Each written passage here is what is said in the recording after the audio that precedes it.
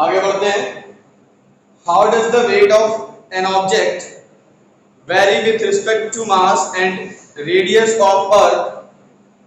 Question में कह रहा है how does the weight of an object, किसी ऑब्जेक्ट का जो वेट है वो किस तरह से वैरी करता है, किस तरह से चेंज होता है with respect to mass and radius of earth. Mass और रेडियस के चेंज होने पर, अर्थ का मास चेंज होने पर और अर्थ की रेडियस चेंज होने पर किसी भी ऑब्जेक्ट का जो वेट होगा वो कैसे चेंज होता है। तो बेटा ऑब्जेक्ट का जो वेट होता है उसका फॉर्मूला होता है m into g। तो मास तो नहीं चेंज होगा, अगर हम अर्थ के मास को चेंज करते हैं, अर्थ की रेडियस को चेंज करते हैं तो ऑब्जेक्ट के मास पर कोई चेंज नहीं होगा, यानी ऑब्जेक्ट का मास फिक्स रहता है, वो चेंज नहीं होता। यानी अर्थ के मास चेंज करने पर या अर्थ की रेडियस चेंज करने पर मास पर कोई फर्क नहीं पड़ता, लेकिन जो g होता है, स्मॉल g होता है, इस पर फर्क पड़ता है। यानी स्मॉल g का जो फॉर्मूला होता है कैपिटल G me/r² ये होता है फॉर्मूला। तो अगर यहां से हम मास चेंज करेंगे तो g की वैल्यू चेंज होगी और g की वैल्यू चेंज होगी तो वेट चेंज हो जाएगा, और साथ ही साथ r यानी रेडियस ऑफ अर्थ चेंज करते हैं तब भी g की वैल्यू में चेंज आएगा, और g की वैल्यू में चेंज आता है तो फिर क्या चेंज हो सकता है, किसी भी ऑब्जेक्ट का वेट चेंज हो सकता है। तो किस तरीके से चेंज हो रहा है, किस तरह से वैरी कर रहा है, तो आप कहोगे W is directly proportional to mass of earth and weight यानी W is directly proportional to 1/r² तो देखिए मास ऑफ अर्थ के डायरेक्टली प्रोपोर्शनल वैरी करेगा और रेडियस ऑफ अर्थ के स्क्वायर के इनवर्सली प्रोपोर्शनल वैरी करता है। आपका फर्स्ट क्वेश्चन यानी क्वेश्चन का first part complete. Second part पर आते हैं।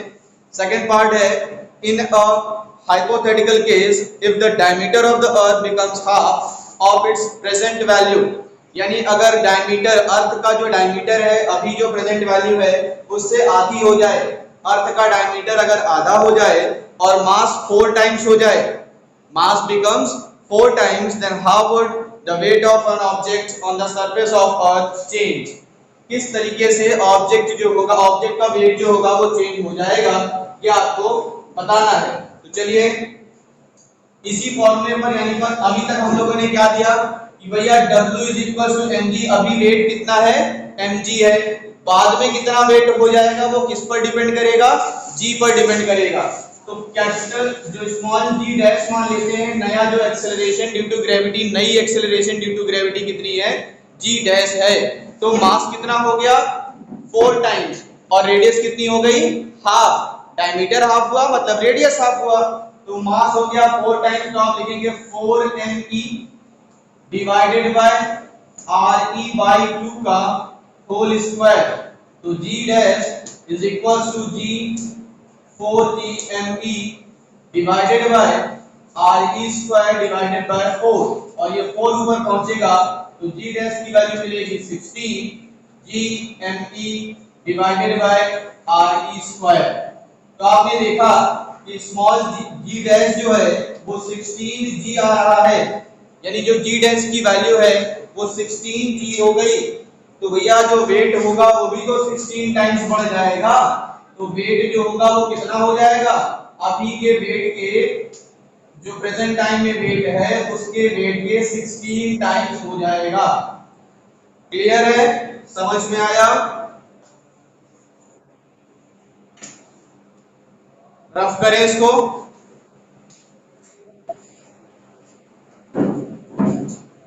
बेटा दिया हुआ है उसमें डायमीटर का हाफ, अगर किसी भी सर्कल के डायमीटर का हाफ करते हैं तो रेडियस का भी हाफ हो जाता है।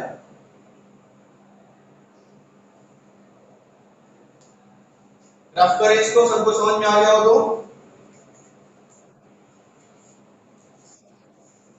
चलिए नेक्स्ट क्वेश्चन पर आते हैं।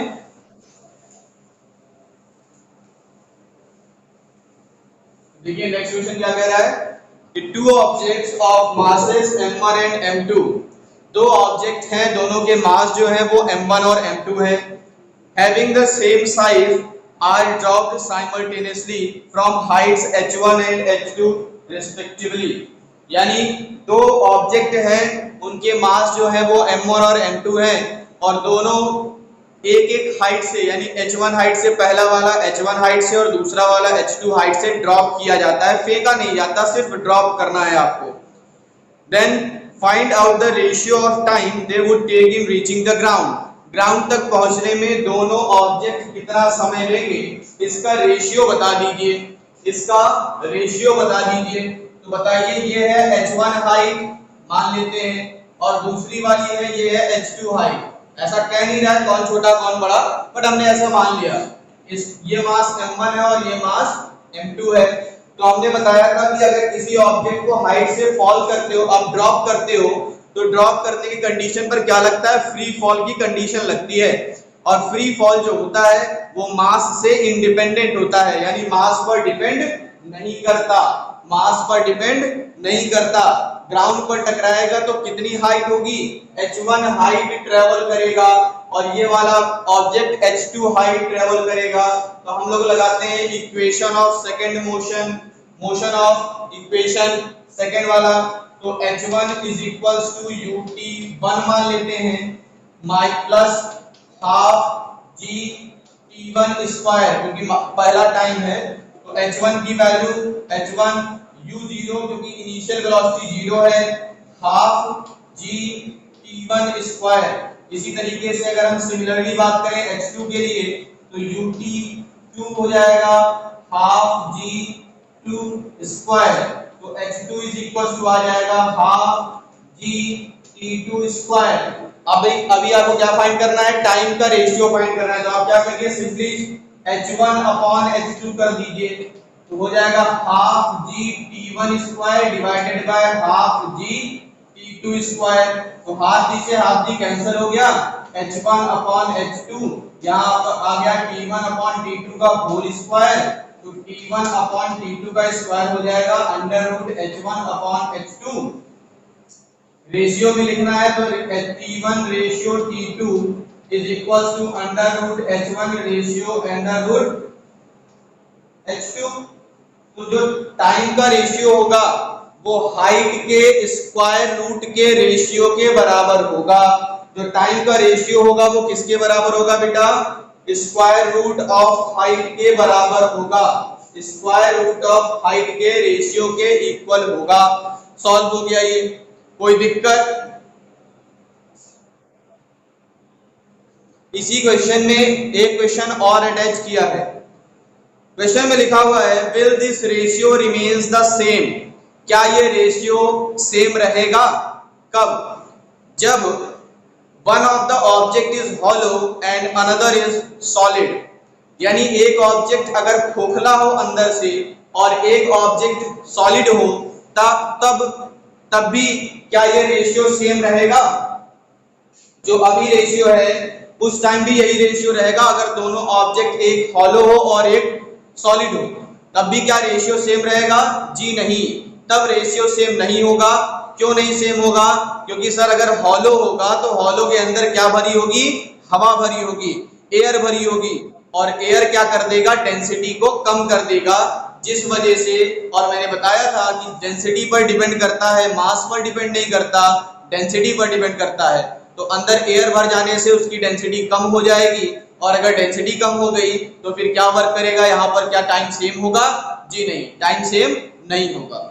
ठीक है, अगला क्वेश्चन दिया है, इसी में सेकंड पार्ट पूछा है, क्या ये रेशियो चेंज होगा जब both of them are hollow, दोनों हॉलो हो, size remaining the same, size दोनों की सेम हो, in each case give reason. Each case में आप बताइए, दोनों केस में बताना है, जब एक हॉलो हो एक सॉलिड हो और दोनों हॉलो हो तब भी आपको बताना है। तो अगर एक हॉलो होगा एक सॉलिड होगा तब तो आप समझ गए, ठीक है।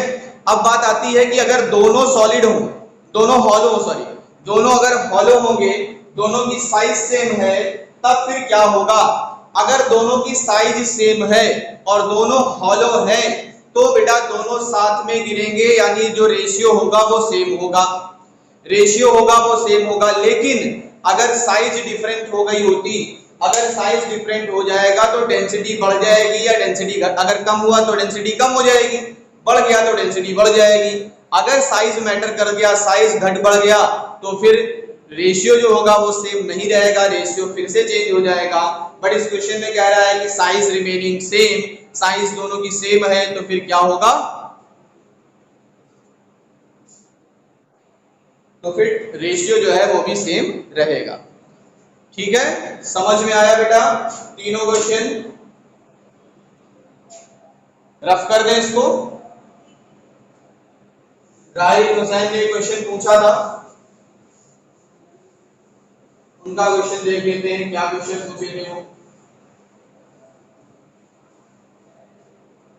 तो उसका प्रिंट आउट हमने निकाला नहीं है तो थोड़ा हमें स्क्रीन पर जाना पड़ेगा, स्क्रीन शेयर देखनी पड़ेगी।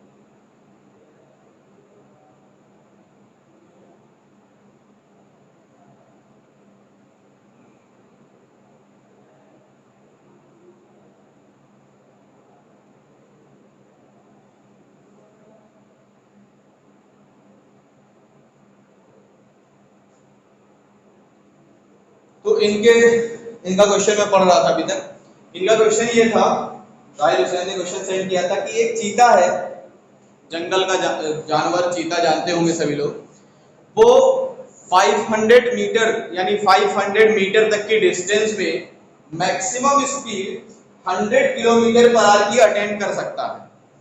यानी 500 मीटर की डिस्टेंस तो वो कितने मैक्सिमम वेलोसिटी कितनी होगी उसकी, 100 किलोमीटर पर आवर की स्पीड से ट्रेवल कर सकता है। 100 किलोमीटर ही था राहिल हुसैन, यही सही है, 100 किलोमीटर पर आवर, 500 मीटर दिया हुआ था उसको। फिर उसे अपना एक शिकार दिखता है, कितनी मीटर की डिस्टेंस पर, 100 मीटर की डिस्टेंस पर उसे अपना शिकार दिखाई दे रहा है। 100 मीटर की डिस्टेंस पर उसे अपना शिकार दिखाई दे रहा है।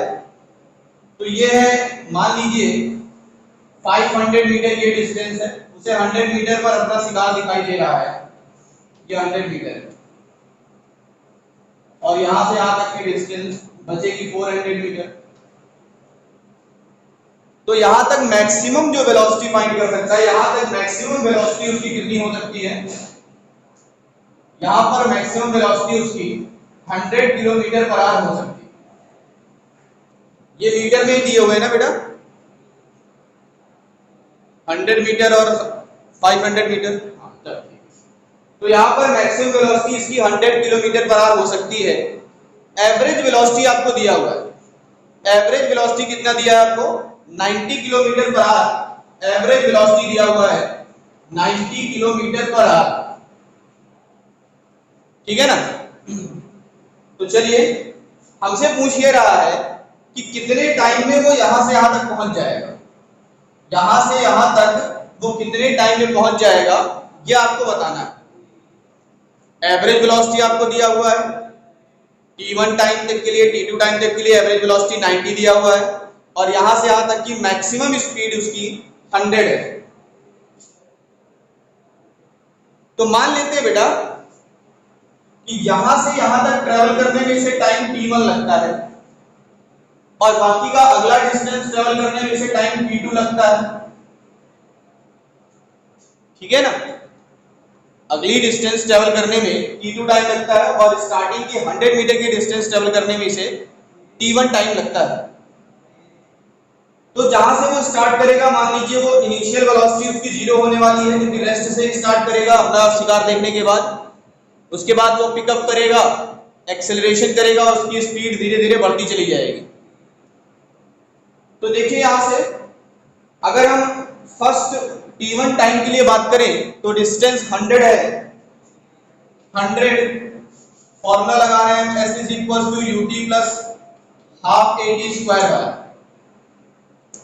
तो 100 इज इक्वल टू ये 0 हो जाएगा क्योंकि इनिशियल वेलोसिटी 0 है, हाफ a और t1 स्क्वायर। ये हम अभी इक्वेशन नंबर 1 मान के चल रहे हैं। इक्वेशन नंबर 1 से आप 2 से देखिए, यहां से जब स्टार्ट करेगा तो t1 टाइम पर यहां पर इसकी जो फाइनल वेलोसिटी t1 टाइम की जो फाइनल वेलोसिटी होगी वो t2 टाइम के लिए इनिशियल वेलोसिटी का काम करेगी। तो हम फाइनल वेलोसिटी निकालना चाहते हैं इस पॉइंट B पर।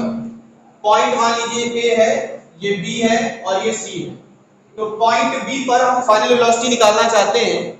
पॉइंट B पर फाइनल वेलोसिटी जो t2 टाइम के लिए इनिशियल वेलोसिटी का काम करेगी। तो देखिए यहां पर value v is equal to u plus at होता है। तो v इसकी फाइनल वेलोसिटी मान लेते हैं b पॉइंट के लिए, इनिशियल वेलोसिटी 0 है और a t1। ये फॉर्मूला हमें मिल जाएगा। यहां की वेलोसिटी कितनी होगी, इतनी वेलोसिटी होगी। अब इसी वेलोसिटी से आगे बढ़ना स्टार्ट करेगा। चलिए देखते हैं इस वेलोसिटी से आगे बढ़ना स्टार्ट करेगा तो क्या कंडीशन लगेगी। अब देखिए इसकी इनिशियल वेलोसिटी आपको पता है ये है, यहां से यहां तक के लिए आपको इनिशियल वेलोसिटी पता है, ये है इनिशियल वेलोसिटी। और फाइनल वेलोसिटी आपको पता है 100 किलोमीटर पर आवर हो सकती है, इससे ज्यादा नहीं हो सकती। तो from third equation v square equals to u square plus 2as। Final velocity 100 है, यानी 100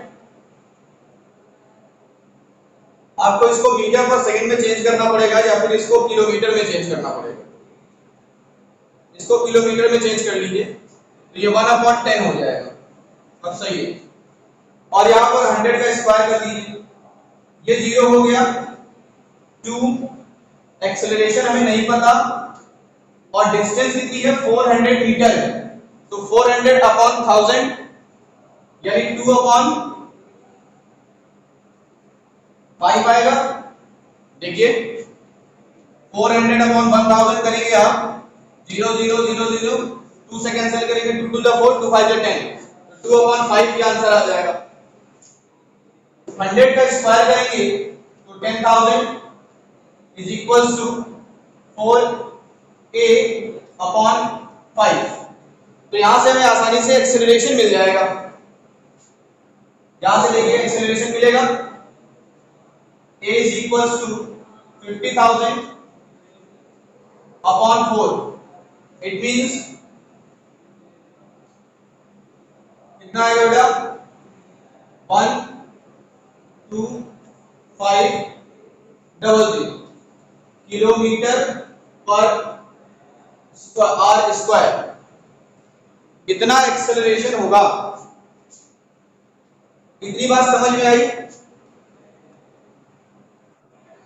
अब आप यहां पर वैल्यू पुट कर सकते हैं एक्सेलरेशन की।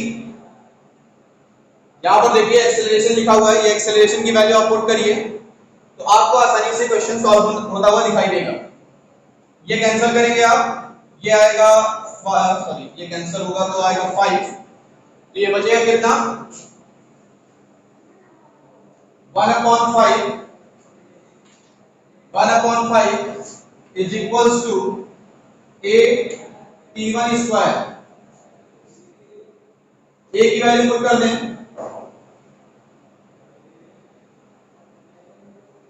t1 square is equals to 1/12500 into a और 5। t1 square is equals to 1/62500।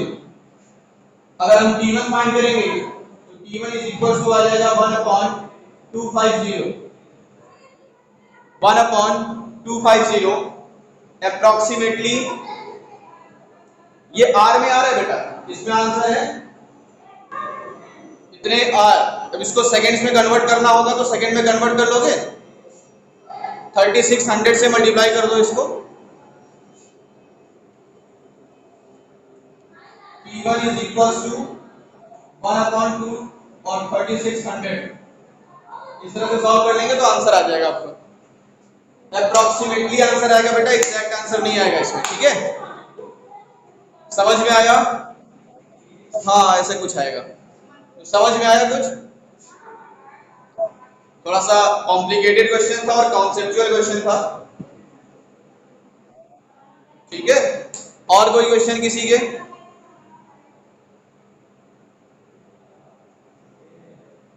नहीं?